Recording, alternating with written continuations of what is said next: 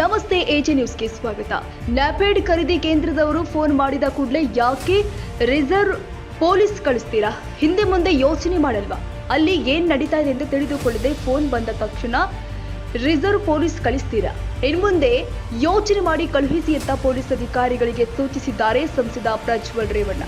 ಅರಸೀಕೆರೆಯಲ್ಲಿ ಪೊಲೀಸರೇ ಕಾನೂನು ಉಲ್ಲಂಘನೆ ಮಾಡ್ತಾ ಇದ್ದಾರೆ. ನಾನು ಡಿವೈಎಸ್ಪಿ ಗಮನಕ್ಕೂ ತಂದಿದ್ದೇನೆ.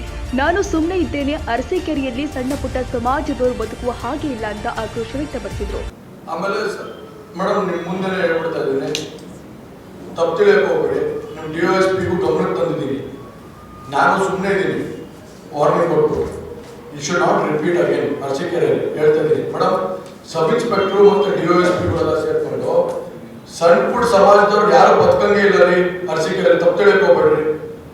ಒಬ್ಬ ಶೇಖರ್ ಯಾದವ್ ಅಂತ ಅವನ್ನ ಕರ್ಕೊಬಂದು 2 ದಿನ ಸ್ಟೇಷನ್ ಒಳಗಡೆ ಹಾಕೊಂಡು ಒಂದು ಪಿಟಿ ಕೇಸ್ ಮೇಲೆ ಅವನಿಗೆ ಹೊಡೆದಿ ಚಚ್ಚಿ ಎಲ್ಲ ಮಾಡಿ ಮೆಡಿಕಲ್ ಬೇಕು ಅಂತ ಮಾಡಿಸಿ ಕರ್ಸ್ಕೊಂಡು ಹೋಗ್ಬೇಕು. ನಾನು ಯಾವಾಗ ಗಲಾಟೆ ಮಾಡ್ತೀನಿ ಅಂತ ಅಂದಾಗ ಸಡನ್ ಆಗಿ ವಿತಿನ್ 20 minutes ಅಲ್ಲಿ ಬಿಟ್ಟು ಕಳಿಸಿದ್ದೀರಾ.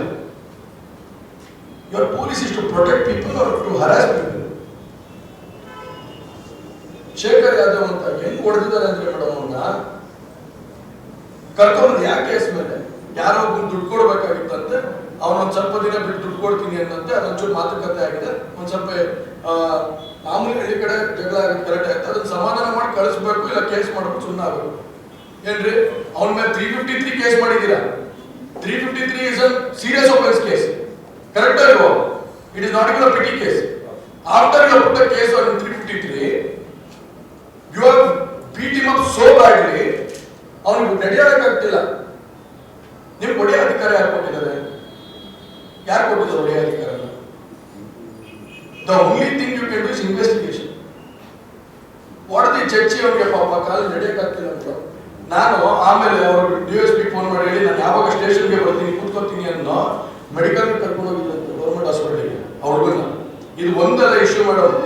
ಸಿಕ್ಕಾಪಟ್ಟೆ ಜನಕ್ಕೆ ಮೈನಾರಿಟೀಸ್ಗಂತೂ ಸಖತ್ತು ಇದು ಮಾಡ್ತಾರೆ. ಸಣ್ಣ ಪುಟ್ಟ ಸಮಾಜದವ್ರು ಬದುಕಕ್ಕಾಗ್ತಾ ಇಲ್ಲ ಅರಸೀಕೆರೆ ಭಾಗದಲ್ಲಿ. ನಾಳೆ ಬರಕ್ಕೆ ಹೇಳ್ರಿ ಅವ್ರನ್ನೆಲ್ಲ, ಡಿವೈಎಸ್ಪಿ ಅವ್ರನ್ನ, ಆಮೇಲೆ ಸರ್ಕಲ್ ಎಲ್ಲರೂ ಬರಕ್ಕೆ ಹೇಳ್ರಿ ನಾಳೆ ಅರಸೀಕೆರೆ ಮಾತಾಡ್ತೀನಿ. Parvez Ahmed, Arsikere, AJ news. ತಾಜಾ ಸುದ್ದಿಗಾಗಿ ಎಜೆ ನ್ಯೂಸ್ 24x7ಗೆ ಸಬ್ಸ್ಕ್ರೈಬ್ ಮಾಡಿ ಮತ್ತು ಬೆಲ್ ಐಕಾನ್ ಒತ್ತಿ ತಪ್ಪದೇ ಲಿಂಕ್ ಶೇರ್ ಮಾಡಿ.